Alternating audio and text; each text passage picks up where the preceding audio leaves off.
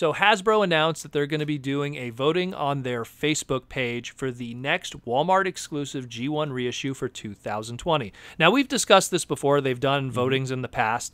And now we have another one coming up. And it's on their Facebook. And it's a 24-hour vote. And by the time we're discussing this right now in the podcast, the voting is over and we have our winner. But before we get into the winner, let's discuss who those two are and our own personal choices, because we did actually have our own personal choices before the voting happened.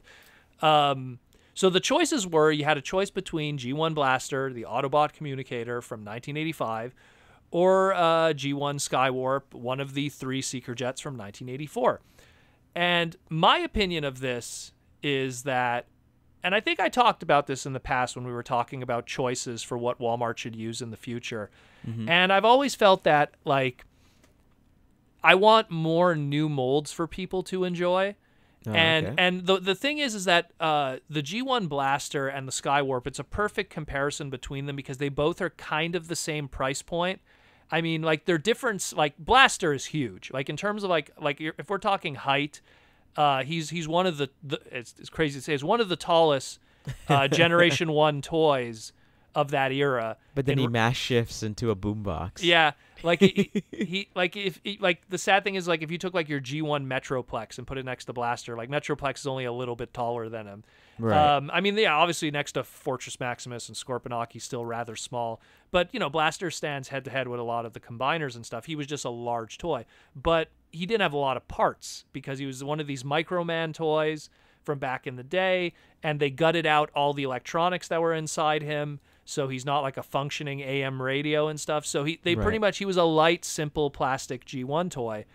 But because of his height and because of how tall he was, he kind of falls into that same price point of that of a Seeker Jet Skywarp that, you know, while he does have die cast and stuff like that, is significantly smaller, but he has a lot more parts. So these two, I think I know why they pitted them against each other, because I could see them both being that Starscream price point. So whatever Starscream was in the States, I'm sorry, I don't know that number offhand. I know that in Canada, Starscream was, I want to say $59.99. Correct me if I'm wrong, anyone. But so, like, and what's scary is that means that's probably what Blaster is going to be. Yeah. Hopefully, maybe they'll offset that with maybe giving him a couple of cassettes, because Blaster, unlike Soundwave, didn't come with cassettes. He was just on it. He pretty much was, it was Blaster, and he had his gun. And a little, like, fun fact about the gun is, if you look at Blaster's gun, it has like these 2 holes on the side of it. And what was up with that? I was saw it and I was like, why is this gun so huge? So here's the thing. In the original Microman toy, it held the headphones in the robot. So, like, it was like, I don't want to say like earbuds, but like, you know, like the old school headphones that were like still rather small with foam on them. Okay. So it kind of like, it held the headphones pretty much. And so that obviously, because when they gutted the electronic gimmick out of it, what's the point of including headphones? You know, it's just another thing that's not necessary for the production. So between the choices of the two, I just feel that Blaster is the best choice. And it's not even because that was the first Transformer I ever had growing up. Like, there's no bias. It's just more that we got Starscream. Starscream was also a little bit special because it's Starscream. He came with the extra accessory that didn't come with the original toy. It came with the Takara book box version reissue. So we got that little Megatron. It was a special release in itself, on top of it being Starscream and being, you know, important. To release Skywarp, it's less credential of a character. It's a mold that is already out there.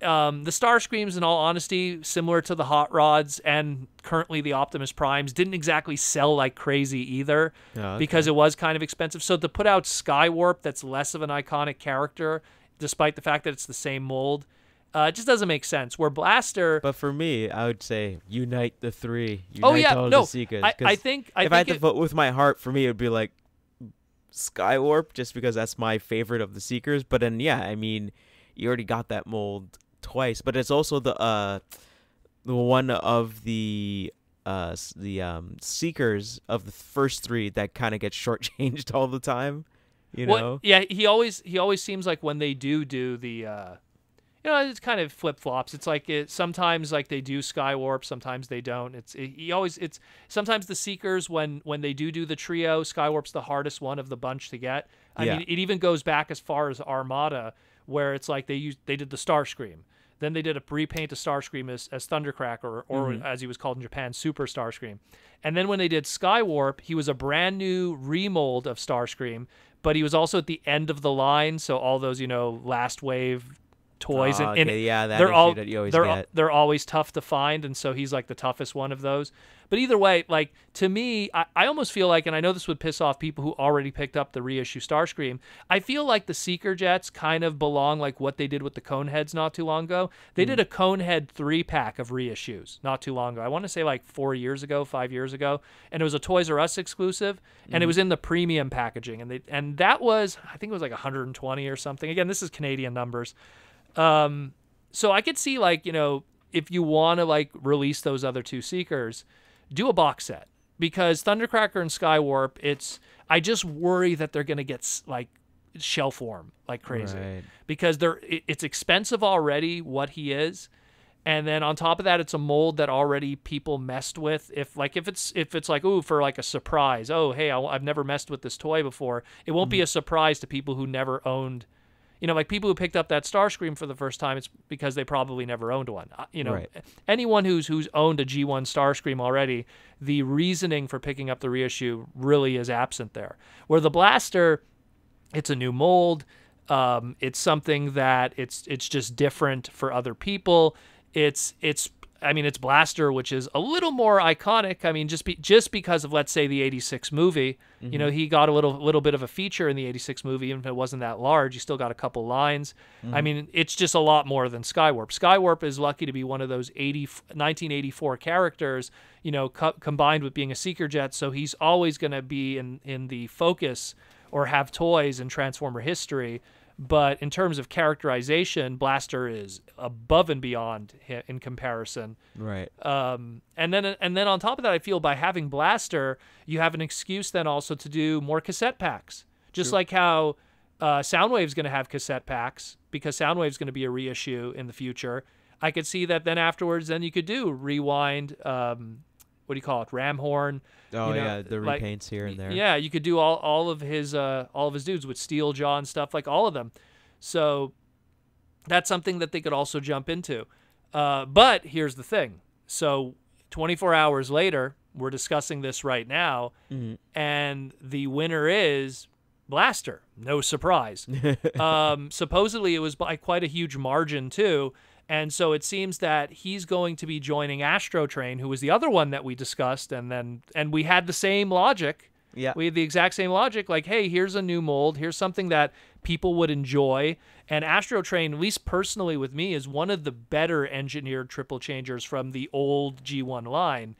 I don't hate, like, Broadside and some of the others, but I just feel that Astro Train is just the more complete, mode in all modes kind of thing. At least that's my opinion. Okay. I mean, other people maybe they like Broadside more, but I've always felt like, Broadside, that jet mode's really, really lacking. Or in the case of Springer, it's just kind of like helicopter mode's not bad, and then it's just a car without the helicopter blade on top, like there's like some of them are just kind of like, and again, it's not like I don't like Springer. I love the character of Springer. I love his design and everything, but just his original G1 toys, they were kind of lacking. Where Astro Train, it's very limited. Not the Astro Train's not the most cerebral character, but kind of iconic from the '86 movie for like one scene, if anything. Yeah. And just has a really good toy that has die-cast in it and is very iconic from 1985.